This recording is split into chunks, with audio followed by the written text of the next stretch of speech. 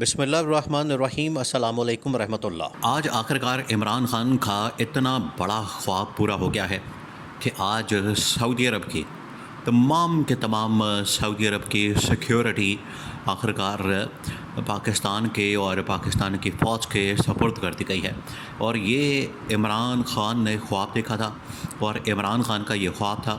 عمران خان نے یہ والا آئیڈیا محمد بن سلمان کے ساتھ شیئر کیا تھا اس زمانے میں جب آرمی چیف جنرل باجوہ تھے۔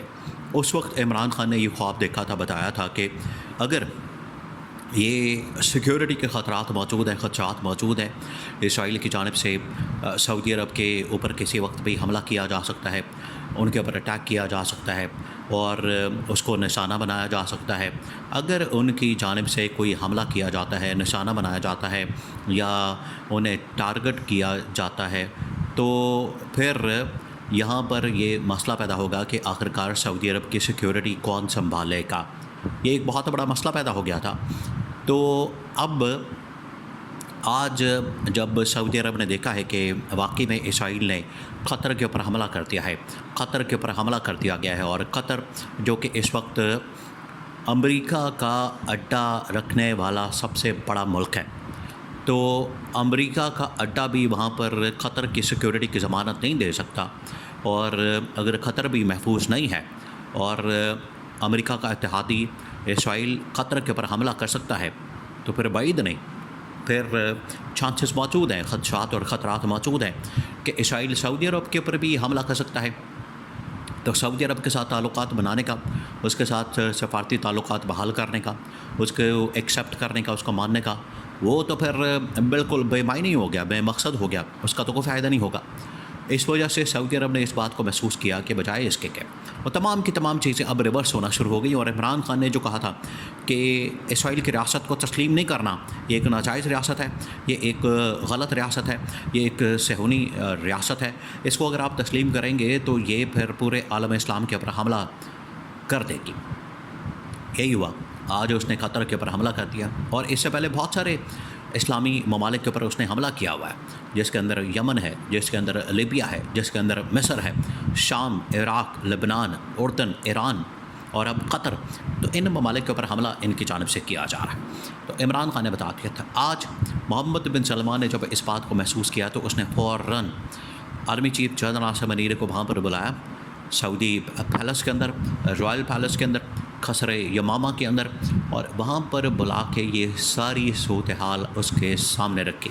جنرل عاصم منیر کے سامنے۔ وہیں پر جنرل راحیل شریف، وہیں پر جو ٹاپ ملٹری کمان ہے پاکستان کی اور سعودی عرب کی، وہ ساری کی ساری وہاں پر موجود تھی، اور وہاں پر اس بات کا فیصلہ کیا گیا، وہاں پر اس چیز کی یہ ایگریمنٹ کیا گیا، اس چیز کا معاہدہ کیا گیا، اور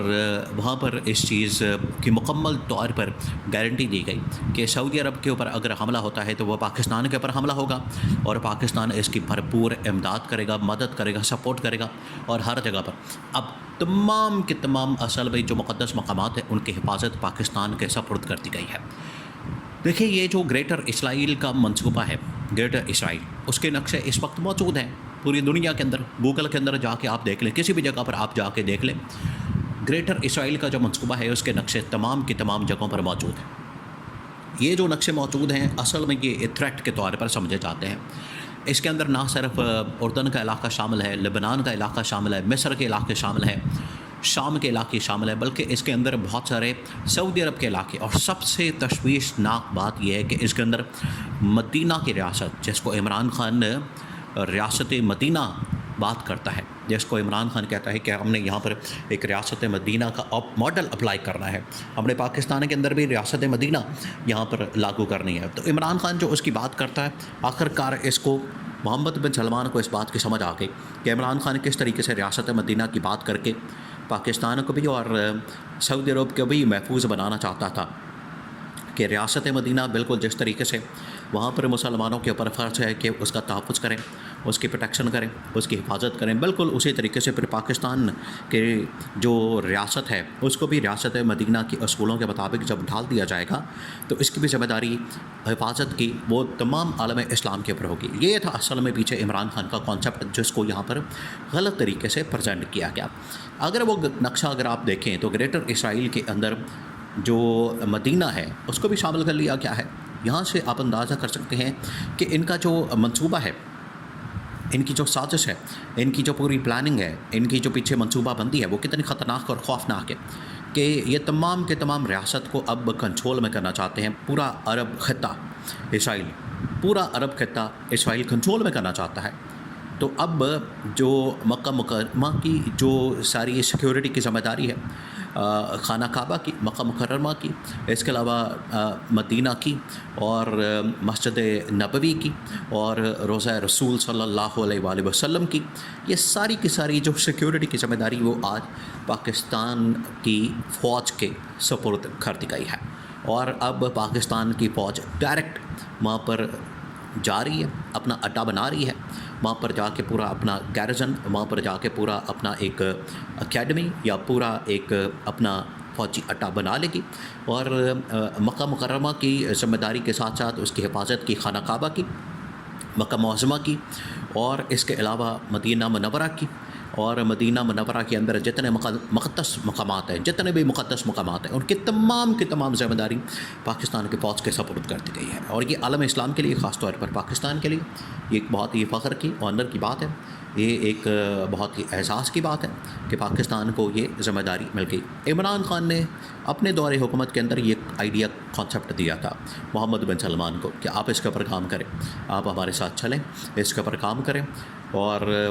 مکہ کی بھی ذمہ داری، مکہ مکرمہ کی ذمہ داری اور مدینہ منورہ کی ذمہ داری آپ ہمارے حوالے کریں. اس وقت محمد بن سلمان کو شاید اس بات کی سمجھ نہیں آئی تھی، ان کا وژن اتنا زیادہ نہیں تھا، لیکن آج ان کو احساس ہو گیا. جو عمران خان نے باتیں کرتی تھیں، عمران خان نے عالمی سطح کے اوپر یہ بات کی تھی کہ اسرائیل کو تسلیم کرنا، ایکسیپٹ کرنا، اس کے ساتھ تعلقات بنانا، یہ ابراہیم اکوارڈ جس کی بات ہوتی ہے، ابراہیم معاہدے کی،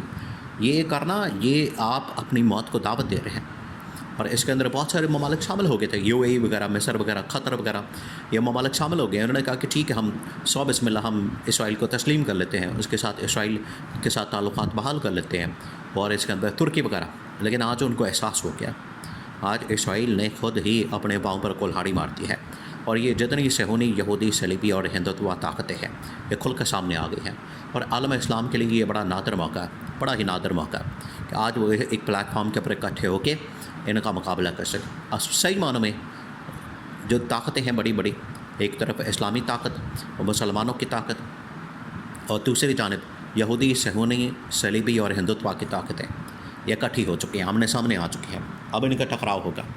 اور یہ ٹکراؤ آخرکار اس کے اوپر فتح جو ہے وہ کس کی ہوگی؟ اسلام کی ہوگی، مسلمانوں کی ہوگی. یہ اب اس کے پروڈکشن اہل علم کر چکے ہیں. تو اب یہ مکہ کی اور مدینہ کی ذمہ داری سیکیورٹی کی پاکستان کی فوج کو مل گئی ہے.